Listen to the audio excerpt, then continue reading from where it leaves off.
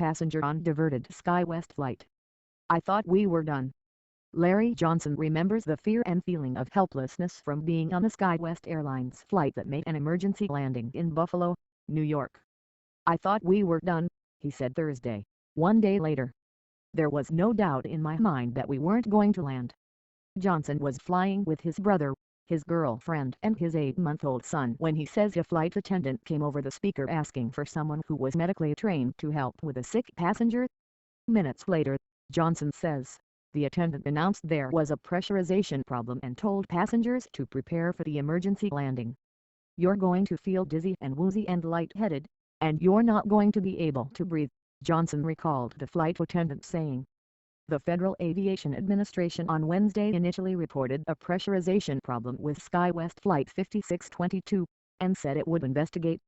It later issued a statement that did not reference any pressurization issues. It was like being trapped and you couldn't do anything.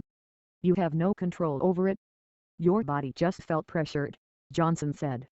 Johnson said his girlfriend was seeing spots and that when I was blinking, it was really bright. I could barely see. According to Mrs. Snow, spokeswoman for SkyWest, 3 passengers reported a loss of consciousness while on the flight. 15 passengers were examined by medical personnel at the Buffalo airport, but no one was transported to the hospital, she said. The spokeswoman said that maintenance personnel found no indication of a pressurization problem with the aircraft, an Embraer 170, and that the airline continues to investigate the cause.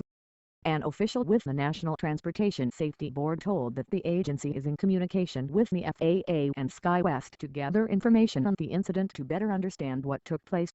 Mary Cunningham was the nurse on board who attended to the first sick passenger. There was a woman, very lethargic, very nauseous, turning gray, just not looking good, Cunningham said. After administering oxygen to the woman, Cunningham, a nurse at Yale New Haven Hospital in Connecticut, returned to her seat. Soon after, Cunningham said, she was called up again by the flight attendant after another woman near the first started to lose consciousness.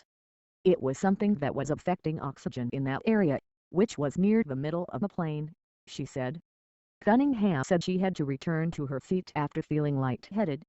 There were 84 passengers on board the plane, including 9 crew members. Flight 5622 was originally scheduled to fly from Chicago to Hartford, Connecticut. The plane descended 28,000 feet in 3 minutes. It would feel like a roller coaster when you're coming over the top and you're going down, Mary Schiavo said, describing how such a descent would feel. You know that these pilots knew they were in a very grave and very serious situation.